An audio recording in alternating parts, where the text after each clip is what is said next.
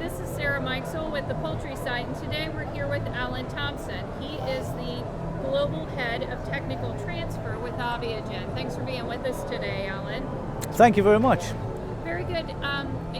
When we talk to a lot of companies, knowledge, being a knowledge leader is become a really important asset for a business. How does your technical transfer, what is it, and how does it fit with that? Okay, yeah, it's interesting because sometimes the understanding of what technical transfer is, it can be difficult to explain, but really fundamentally what we're responsible for as a team is in collating the information, the technical information, the advice, things like the handbooks, technical papers, performance objectives. So as a team, we collate all the information, the background information, the data, the science, the technical, practical side of things, and pull that together to make it something that we can share as technical messaging with the customers in various formats. We run through a lot of work with a number of colleagues in Aviagen, our R&D team, our specialist technical teams, veterinarians, for example, nutrition teams, and of course our technical teams in the field.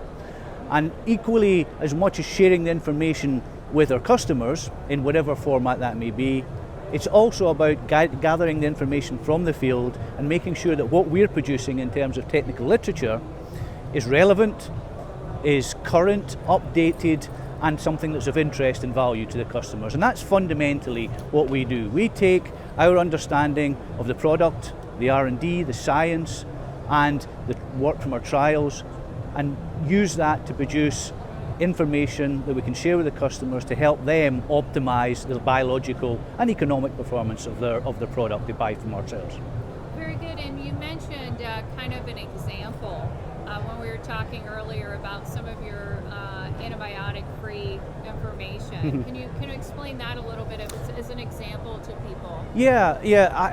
Antibiotic-free or reduced antibiotic production is a subject that, of course, is quite topical at the moment in various parts of the world, and there are various factors influencing how you would manage that as an operation, depending where you are.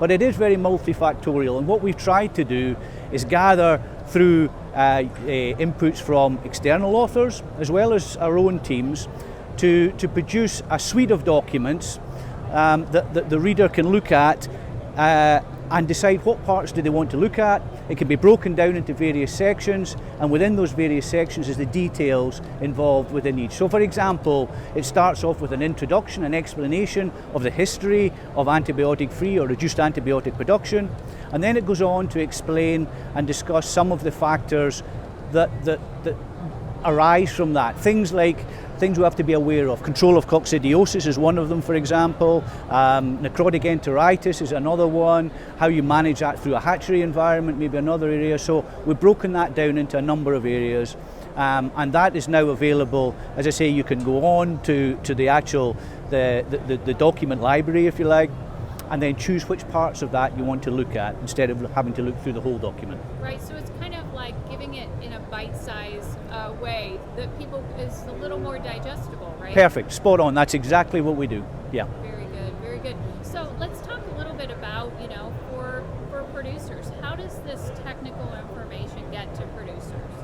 It's a good question, and in various ways. As we see time marching on and people getting used to more things like social media, for example, the interest in electronic communication has become more and more important to us. So we look at opportunities to optimize that. Of course, we still have a lot of interest in the written books and in the handbooks, and some of what we produce are real strong cornerstones of the industry library, if you like. So real useful reference documents. And people still like to have those as a hard copy document. I still like to read them as a hard copy document. But more and more we see interest in reading them through mobile phones or laptops or tablets, and that's equally as important. And not only the content, but also the way in which it's used, and that's what we're trying to look at, more innovative ways of sharing information. So we do it across a number of different formats, we produce it across a number of different formats, and then that's available either through areas, media outlets, such as our website, for example, but also through our technical teams. And often what happens is our technical teams will be visiting with our customers, with our clients, and then there'll be a subject of interest, be it an opportunity or an issue that's discussed or raised, and then it may be appropriate at that point to share that information, and it's the responsibility of our technical teams to then make sure that's made available directly as a follow-up, for example, to a specific visit. So it's across a number of different ways. The important thing for us is that it's available, it's easily available, and it's of value, and that's what we try to do. Very good. And this world we're in is becoming much more mobile, right? Yes. People want things on the go in real time, right? Yeah, So- exactly, in real time, absolutely, and that's a nice thing, is actually being able to access it very easily on a phone. You know, some people, myself, sometimes I don't like necessarily reading things on the phone, the larger documents, but we've also started to look at things like audio files. So, you know, you want to be sitting in the car on a long journey and you want to listen to something that we produced, well, we're going to look, and we're trying to now produce files formats that allow you to do that. So that's some of what we're looking at.